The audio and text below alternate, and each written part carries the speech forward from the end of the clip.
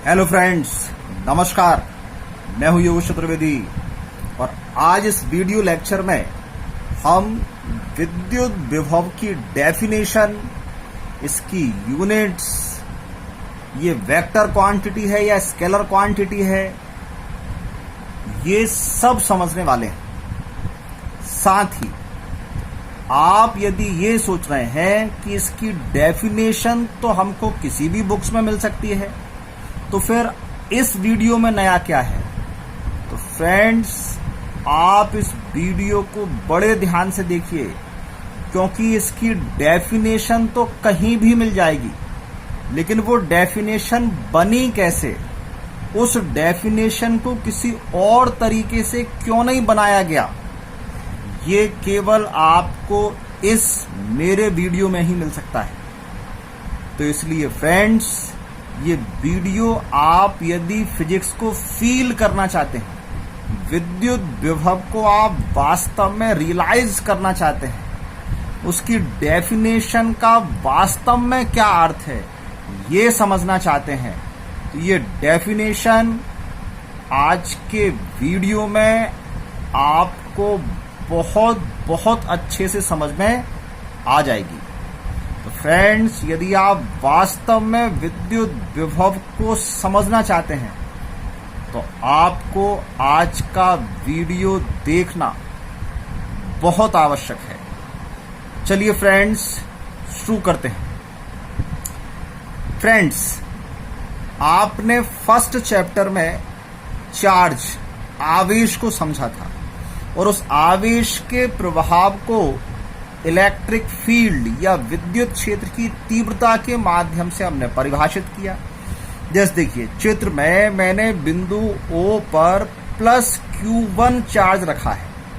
तो पिछले चैप्टर का नॉलेज हमारा ये कहता है कि इस आवेश के चारों ओर एक ऐसी फील्ड, ऐसा क्षेत्र हम ढूंढ सकते हैं जिसमें यदि हम किसी दूसरे आवेश को रखेंगे तो उस पर बल लगेगा। अब कितना लगेगा, तो ये हम फर्स्ट चैप्टर में जो हमने विद्युत क्षेत्र की तीव्रता वाला टॉपिक पढ़ा है, वहां से इस आवेश पर लगने वाले बल को हम ज्ञात कर सकते हैं। इतना हम सीख चुके हैं। सेकंड चैप्टर में जो विद्युत विभव शब्द आया है, इस विद्युत विभव के द्वारा भी हम इसी आवेश के प्रभाव को समझेंगे, लेकिन एक नए तरीके से। देखिए फ्रेंड्स, 11th क्लास से हम ये जानते हैं कि जहां बल होगा वहां कार्य होने की संभावना भी बनी रहती है, क्योंकि कार्य और बल का एक दूसरे से बड़ा ही पक्का रिलेशन है। बल द्वारा किया गया कार्य, ये हमने 11th क्लास में बहुत अच्छे से निकालना सीखा है।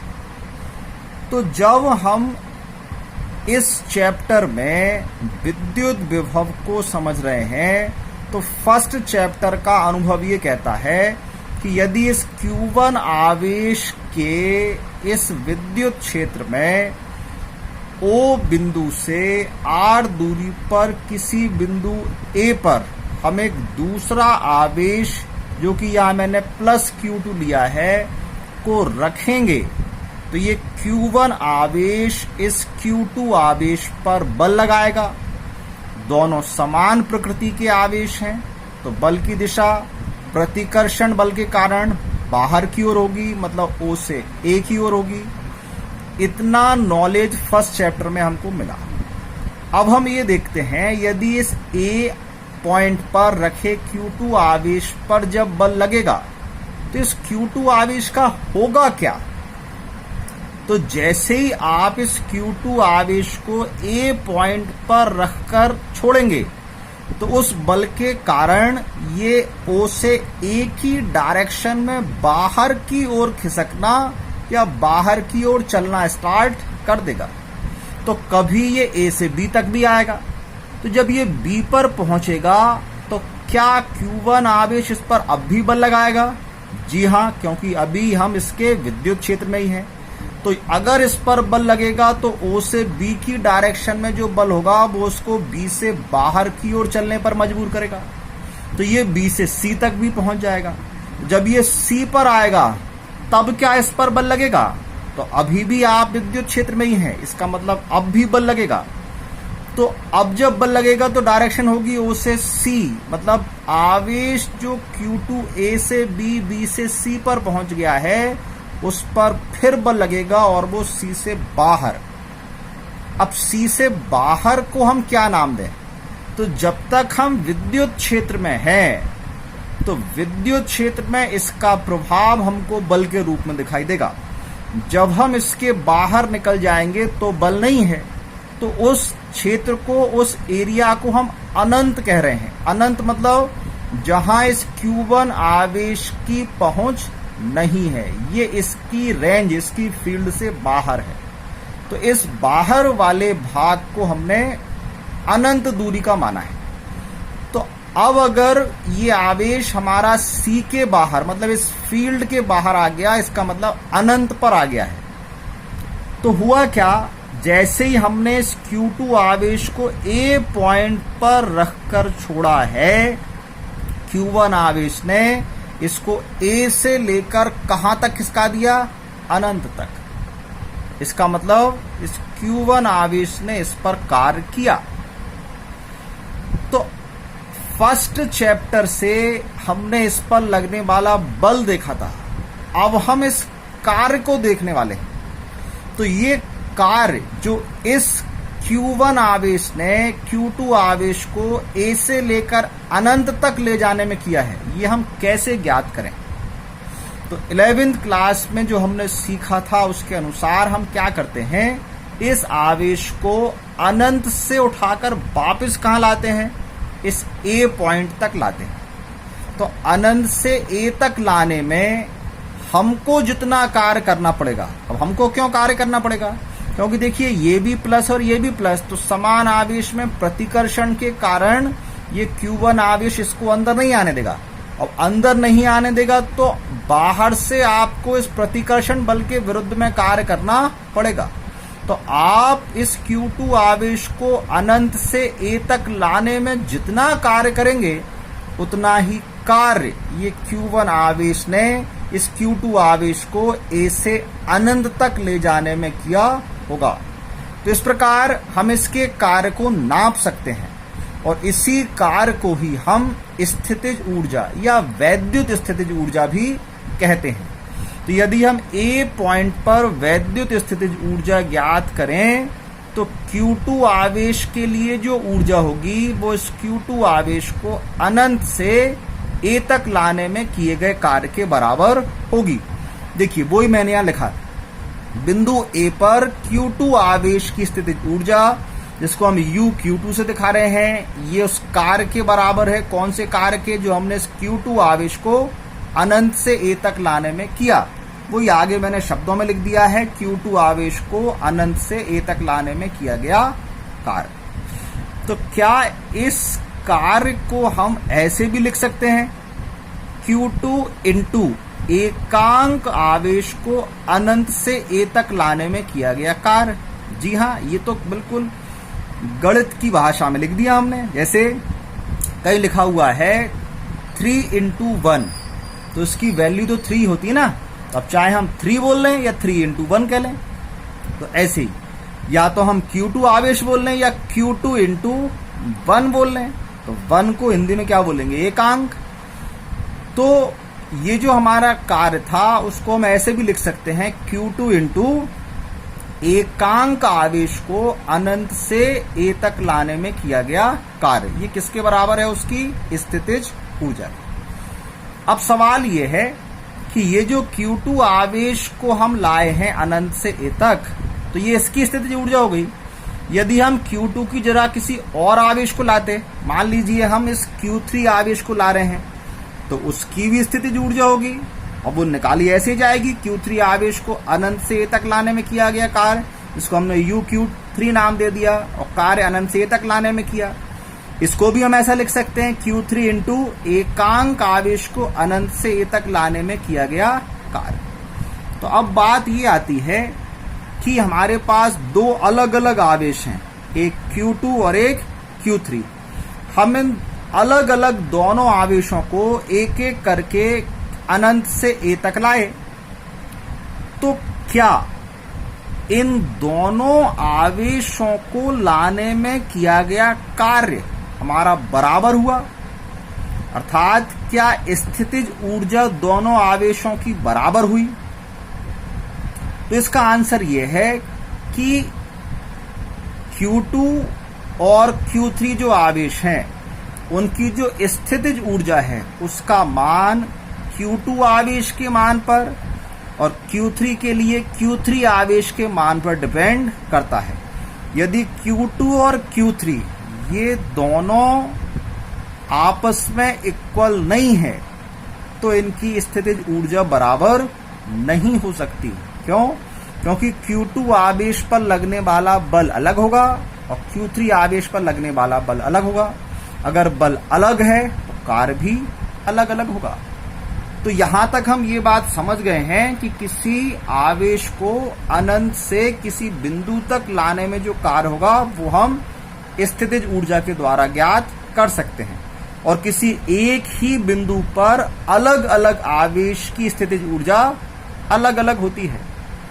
तो अब ये तो हो गया इस विद्युत क्षेत्र में यदि हम किसी पॉइंट पर कोई आवेश को रखेंगे तो उस पॉइंट पर उसकी स्थितिज ऊर्जा क्या होगी, इसको ज्ञात करना। लेकिन यहां पर एक समस्या ये है कि ये स्थितिज ऊर्जा अलग अलग है। अब हम कुछ ऐसा चाहते हैं जो सबके लिए कॉमन हो, मतलब किसी एक पॉइंट पर वो राशि सब आवेश के लिए समान हो, तो उससे हमारी गणना आसान हो जाएगी। तो देखते हैं वो चीज क्या है जो सबके लिए समान हो सकती है। तो अब ध्यान दीजिए, जब यहां मैंने Q2 इंटू एकांक आवेश को अनंत से ए तक लाने में किया गया कार्य लिखा था, तो यहां पर भी देखिए मैंने Q3 को अलग करके क्या लिखा था, एकांक आवेश को अनंत से ए तक लाने में किया गया कार्य। तो ये एकांक आवेश वाली लाइन इसमें भी है और इसमें भी है। तो अब इसी की वैल्यू निकाल के देखें हम, एकांक आवेश को लाने में किए गए कार्य की हम वैल्यू निकालेंगे तो इस Q2 का पक्षांतर करना पड़ेगा। तो Q2 इसके नीचे आ गया, W infinity to A upon Q2 आ गया। ऐसे ही यहां पर इसका पक्षांतर किया तो W infinity to A upon Q3 आ गया। तो ये क्या चीज बनी, ये बनी एकांक आवेश को अनंत से A तक लाने में किया गया कार्य। और Q3 के लिए देखें तो क्या बन गई, तब भी यही बनी कि एकांक आवेश को अनंत से A तक लाने में किया गया कार्य। इसका मतलब ये जो लाइन है एकांक आवेश को अनंत से A तक लाने में किया गया कार्य, ये सेम टू सेम है, चाहे Q2 आवेश ले लें हम या Q3। तो ये वाला कार्य ये बराबर हो गया। अब ऐसे यदि हम Q3 की जगह Q4, Q5, Q6 ऐसे बहुत सारे आवेश रखकर चेक करें तो हमको पता चला कि एकांक आवेश को अनंत से A तक लाने में जो किया गया कार्य है वो Q2, Q3, Q4 या आवेश के मान पर निर्भर नहीं करता है, बल्कि वो सबके लिए कैसा है, समान। तो अब हमने फर्स्ट चैप्टर में जिस आवेश को हर प्रकार की तीव्रता ज्ञात करने के लिए चुना था वो था हमारा Q0 परीक्षण धनावेश।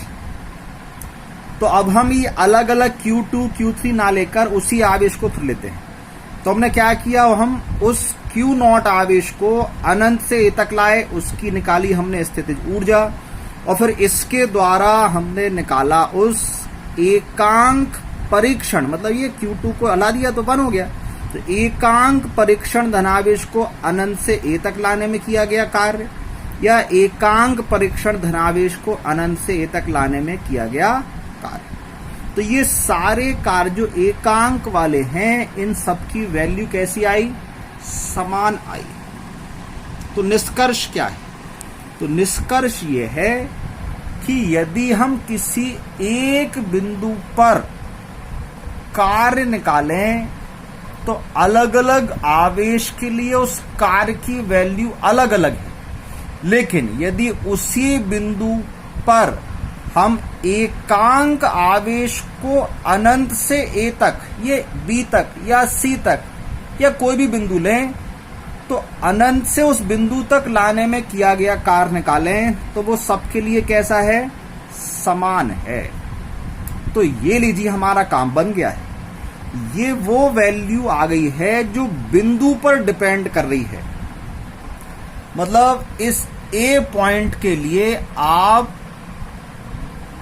किसी भी आवेश को देखो, लाकर देख लो, ए पॉइंट पर अनंत एकांक आवेश को अनंत से ए तक लाने में किया गया कार्य समान है, चाहे वो Q2 था, चाहे Q3 या Q0। तो हमने इसी कार्य को एक नई राशि बना लिया और वो नाम क्या दे दिया इसको? विद्युत विभव।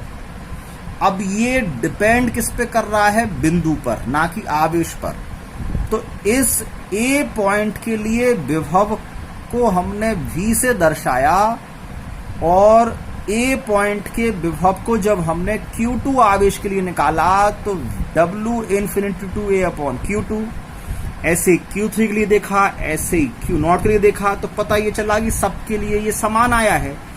तो विभव हमारे लिए एक ऐसी क्वांटिटी हो गई है जो किसी एक बिंदु के लिए तो समान है, लेकिन अलग अलग बिंदु के लिए कैसी है?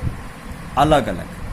तो अब अगर B बिंदु पर हम विभव का मान निकालें तो अनंत से B तक लाने में किया गया कार्य किसको? एकांक आवेश को या एकांक परीक्षण धनावेश को। C पर निकालें तो अनंत से एकांक परीक्षण धनावेश को C तक लाने में किया गया कार्य। तो इस प्रकार इस एकांक आवेश वाले कॉन्सेप्ट से हमको एक नई राशि मिल गई जिसको हमने विभव नाम दे दिया। अब इस विभव से फायदा क्या हुआ? देखिए, ये फायदा ये है कि हमको एकांक आवेश का कार्य मिल गया है। अब हमको जिस आवेश का कार्य चाहिए है उसका इसमें आप इंटू करते जाएं, डायरेक्ट आपको उतना कार्य स्थिति ऊर्जा प्राप्त हो जाएगी।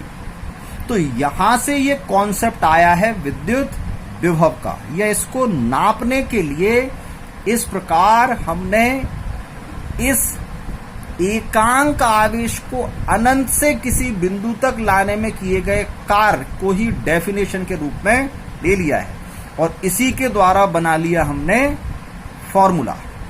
तो चलिए अब हम दिखाते हैं आपको वो डेफिनेशन जो किसी भी बुक में दी जाती है। मुझे उम्मीद है यदि आपने ये जो पूरी बातें अभी मैंने आपको समझाई हैं अगर ध्यान से समझ ली होंगी तो जो डेफिनेशन अब मैं आपको बताने वाला हूं या कोई भी बुक आपको बताने वाली है उसको तो आप ऑलरेडी जानते हैं। आपको विश्वास नहीं होगा कि वो डेफिनेशन जो अब आने वाली है, देखना वो आपको पहले से पता है। चलिए देखते हैं।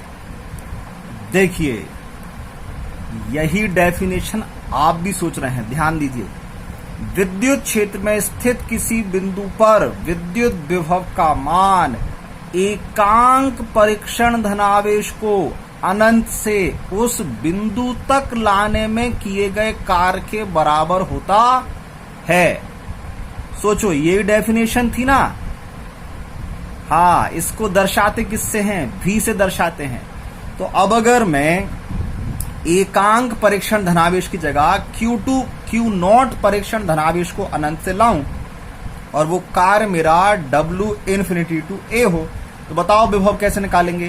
तो V is equal to W infinity to A upon Q0। ये डेफिनेशन है ना जो हमने अभी देखी थी। जी हाँ, तो इस प्रकार आप समझ चुके हैं कि विद्युत विभव की डेफिनेशन ये कैसे बनाई गई। अब ये एक अदिश राशि है। अदिश क्यों है? तो देखिए, कार्य एक अदिश राशि है, आवेश एक अदिश राशि है, अदिश में अदिश का भाग लगाया, जो मिला वो अदिश, तो ये एक अदिश राशि है। तो हमने उस आवेश के प्रभाव को कार्य के माध्यम से जब समझा तो हमको विभव मिल गया। पिछले चैप्टर में जब हमने आवेश के प्रभाव को तीव्रता के माध्यम से समझा था तो तीव्रता सदिश राशि मिली थी। तो अब आप समझ सकते हैं कि यदि हमको कहीं पर डायरेक्शन के माध्यम से प्रभाव को दिखाना है तो तीव्रता से दर्शाओ, और यदि डायरेक्शन नहीं चाहिए तो विभव के माध्यम से उस प्रभाव को समझना कितना आसान है, क्योंकि अदिश राशि है। अब नई राशि है तो इसका ऐसा ही मात्रक, तो ऐसा ही मात्रक होता है इसका वोल्ट। सीजीएस मात्रक इसके दो होते हैं, क्योंकि इसमें आवेश के दो सीजीएस मात्रक हैं, स्थैतिक वोल्ट और एफ वोल्ट। ये स्थिर वैद्युत मात्रक है, इसको ईएसयू इलेक्ट्रोस्टैटिक यूनिट भी कहते हैं। एफ वोल्ट विद्युत चुंबकीय मात्रक है, इसको ईएमयू इलेक्ट्रोमैग्नेटिक यूनिट भी कहते हैं। ये मैंने इस आवेश के मात्रक जब आपको फर्स्ट चैप्टर में समझाए थे तो वहां बताया था कि ये ईएसयू ईएमयू क्या चीज है। यदि आप भूल गए हों तो उस वीडियो को आप वापस देखें जिसमें मैंने आवेश को मात्रक और विमी सूत्र समझाए। अब इन तीनों का आपस में एक रिलेशन भी है। रिलेशन क्या है? 1 वोल्ट बराबर होता है 1/300 स्थैतिक वोल्ट के और 10⁸ एफ वोल्ट के। तो इस रिलेशन के माध्यम से हम स्थैतिक वोल्ट की वैल्यू वोल्ट के रूप में, या एफ वोल्ट की वैल्यू वोल्ट के रूप में, या स्थैतिक वोल्ट की वैल्यू एफ वोल्ट के रूप में फाइंड कर लेते हैं। जैसे आपसे पूछे जाए कि बताओ 1 वोल्ट बराबर कितने स्थैतिक वोल्ट, तो आप बोल दोगे 1 वोल्ट बराबर 1/300 स्थैतिक वोल्ट। ऐसे पूछे बताओ 1 स्थैतिक वोल्ट बराबर कितने एफ वोल्ट, तो आप 300 का यहाँ ट्रांसफर कर लो, तो 3 × 10⁻10 आ जाएगा। तो इस प्रकार ये मैथ है, इस मैथ के माध्यम से कैलकुलेशन आप करके ये वैल्यूज निकाल सकते हैं। अब इसका विमी सूत्र डायमेंशनल फॉर्मूला भी बना सकते हैं आप। ऊपर देखिए वर्क है कार्य का, विमी सूत्र mL2T-2, नीचे आवेश का होता है AT। इसको सॉल्व किया, m अकेला था, L2 भी अकेला है, T देखिए ये -2 है, ये ऊपर जाएगा -1 तो -3 हो गए, ये ऊपर गया तो -1, तो ये बन गया इसका विमी सूत्र। अब जैसे विद्युत विभव किसी एक पॉइंट का होता है, ऐसे ही हमको विद्युत विभवांतर की आवश्यकता होती है, मतलब विभव के अंतर। जैसे हमारे पास एक के बजाय कोई 2 पॉइंट है, तो ए पॉइंट का विभव अलग होगा और बी वाले पॉइंट का अलग होगा, लेकिन इन दोनों के बीच का अंतर कितना होगा, तो हम इसको घटाकर VA - VB करके निकाल सकते हैं। तो विद्युत क्षेत्र में स्थित किन्हीं 2 बिंदुओं के मध्य विभव का अंतर, उन 2 बिंदुओं के मध्य विद्युत विभवांतर कहलाता है।